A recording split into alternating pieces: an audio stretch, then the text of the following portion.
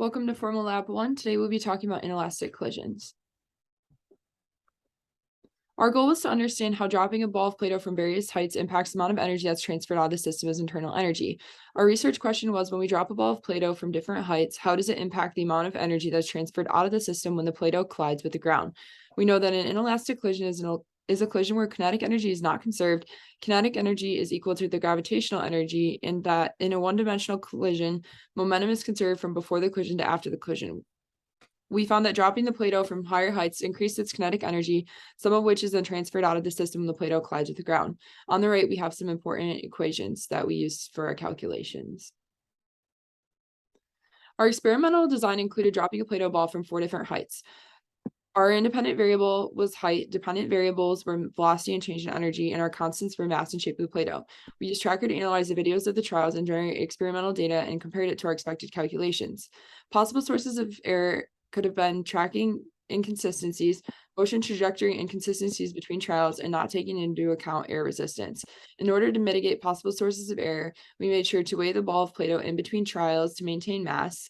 We dropped the ball from horizontal planes, and we also used a meter stick to mark the measurements against the wall for accuracy. These are energy pie charts that depict our experiment. On the left, before the ball is dropped, it has complete potential energy, and as the ball is dropped in the second photo, you see that some of this potential energy is being transferred into kinetic energy. Before the ball hits the ground in the third picture, all of the energy has been transferred completely to kinetic energy, and after the ball hits the ground on the picture on the right and is bouncing back up, we see that although some kinetic energy is maintained, some has also now been transferred into internal energy. Here's a motion map and velocity graph showing movement of the ball and how the velocity of the ball changes with each fall. When the ball is dropped, the ball goes in the negative direction, increasing speed, which is shown by the arrows getting longer. The ball then hits the ground, bounces, and falls again while increasing its speed. The ball will not reach its original height. In the velocity graph, it shows how the velocity will increase as the ball is falling. When the ball is falling on the second bounce, the velocity will not increase as fast as shown by the smaller slope. Here are the calculations we performed for our investigation. We took the experimental velocities from Tracker when the ball was dropped the first time and calculated its corresponding kinetic energy. And then from that velocity, then we took the velocities from right after the ball collided with the ground and popped back up and used that velocity to calculate its kinetic energy at that point in its motion. And we found that the velocity values are larger in magnitude before hitting the ground than after hitting the ground. And kinetic energy also follows this pattern.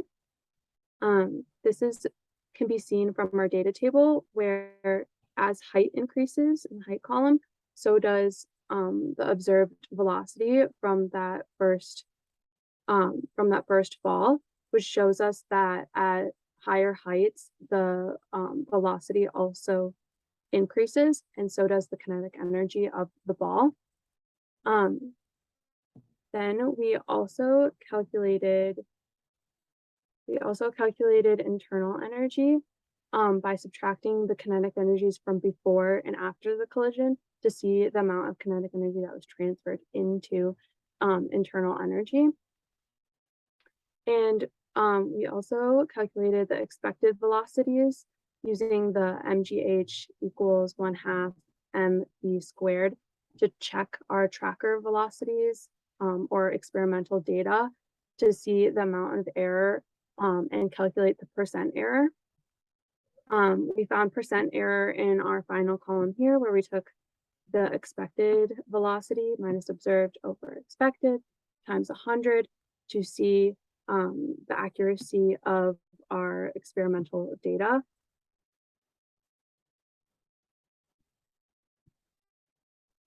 And finally, what does this all mean? So potential energy, in our trials, potential energy increased at higher heights. And this is shown by gravitational energy equals mgh, in that when you hold mass constant and increase height, this will increase the gravitational energy, which is then later transformed into kinetic energy as the ball falls, and therefore momentum as well. And from our trials, dropping the ball from higher heights meant that the ball falls for longer, and this resulted in larger velocities before hitting the ground than after hitting the ground. And then kinetic energy was shown to not be conserved when the Play-Doh ball collides with the ground because it only bounced up back up to a fraction of its original height and decreased in velocity from before and after. But because of conservation of energy, we know that the kinetic energy is not lost, but it's just transformed into internal energy. Momentum is conserved because, as Newton's third law explains, the forces between the objects are equal and opposite in direction.